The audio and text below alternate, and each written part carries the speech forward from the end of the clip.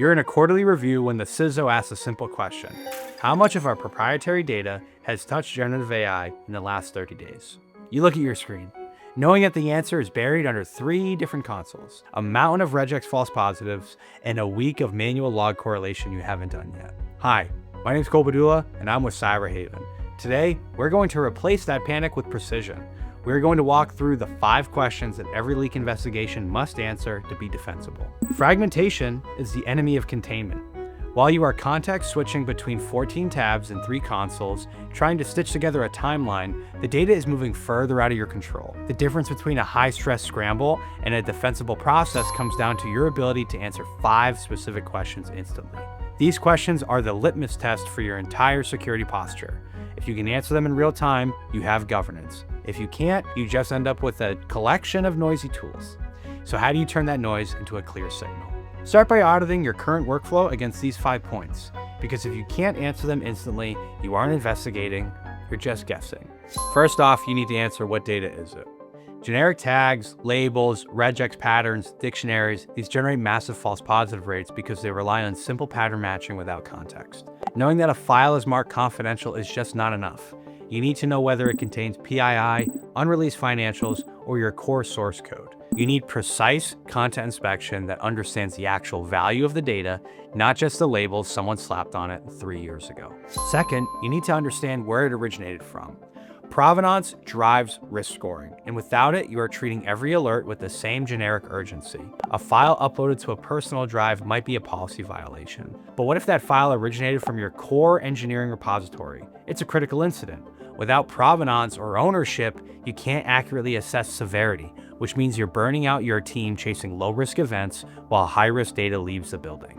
Thirdly, you need to understand who's accessed this document or who's accessed this data. This goes beyond a username. You need to understand identity, intent, and whether the access pattern fits the user's normal role. Is a developer accessing code they work on daily, or are they suddenly pulling down the entire repository at 2 a.m.? You need to see the relationship between the user and the data to determine if the access is legitimate or malicious.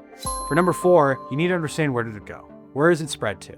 Data rarely moves in a straight line. It jumps between applications, formats, and devices in seconds. A sensitive Excel document gets copied to a clipboard, pasted into an AI tool, downloaded as a renamed PDF, completely changing its file signature along its entire life cycle. You have to trace the lineage as the data morphs between applications to capture the full scope of the incident. And then finally, what is the fastest containment step? This is the most crucial one. Response must be surgical because broad, sweeping actions often cause more damage to the business than the leak itself. You need to know exactly which process to kill, which file to quarantine, or which specific share link to revoke. Speed matters, but precision matters more when you're trying to stop a leak without stopping the business. The reality is, a visibility gap exists in most stacks because our tools were designed for a perimeter that no longer exists. SIMs collect logs, and DLPs scan endpoints, but neither tracks the data's narrative as it moves through the organization. They lack the tissue between creation, modification, and exfiltration, leaving you with isolated data points instead of a story. To move from firefighting to governance, stop piecing together history and start seeing where your data is. You can't wait for an exfiltration attempt to trigger an alert. You need to be ahead of the curve. True prevention requires moving from reactive firefighting to continuous compliance, where you see risks as they develop in real time. Cyberhaven's platform answers the foundational question: what data do we have, and is it safe right now? It combines DSPM to create a baseline inventory with real-time lineage, giving you a complete picture of your data landscape. But a static map is not enough, because data will always be kinetic. It flows through your organization constantly. Standard inventory is a static map showing where the mountains are, which is useful, but limited. Cyberhaven is your live GPS, showing exactly where traffic is moving and where the bottlenecks might be. It tracks the exact turn-by-turn path data takes, so you can stop it before it reaches an unauthorized destination, such as a personal Gmail account. We track the narrative of the data, not just the file hash or the metadata tags.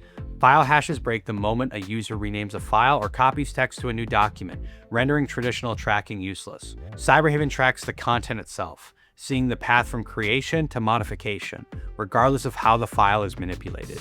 We bridge the gap between endpoints in the cloud, linking the user's intent to the movement of data across the entire lifecycle.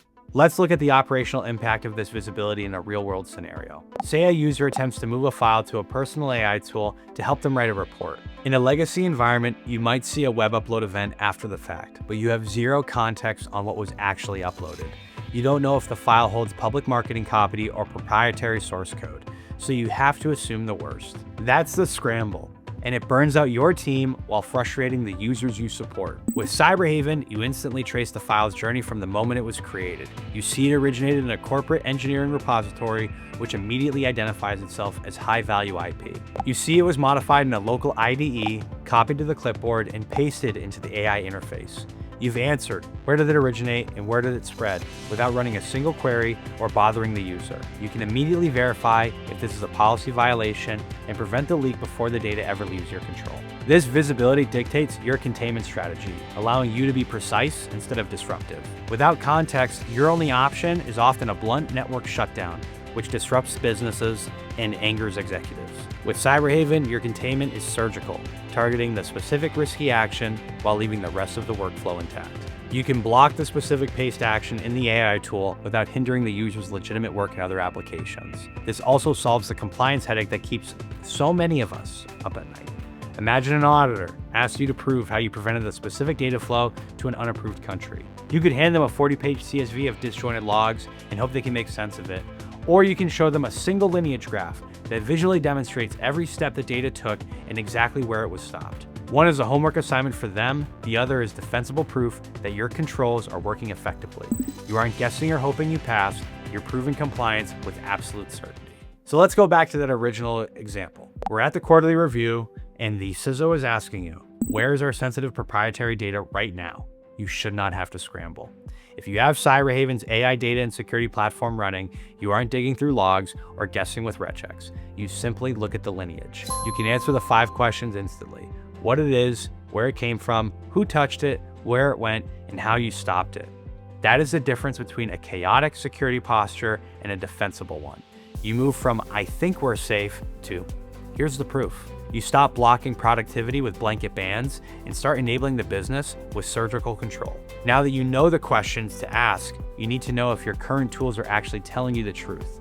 The reality is that most traditional alerts are generating noise based on outdated patterns, not actual risk.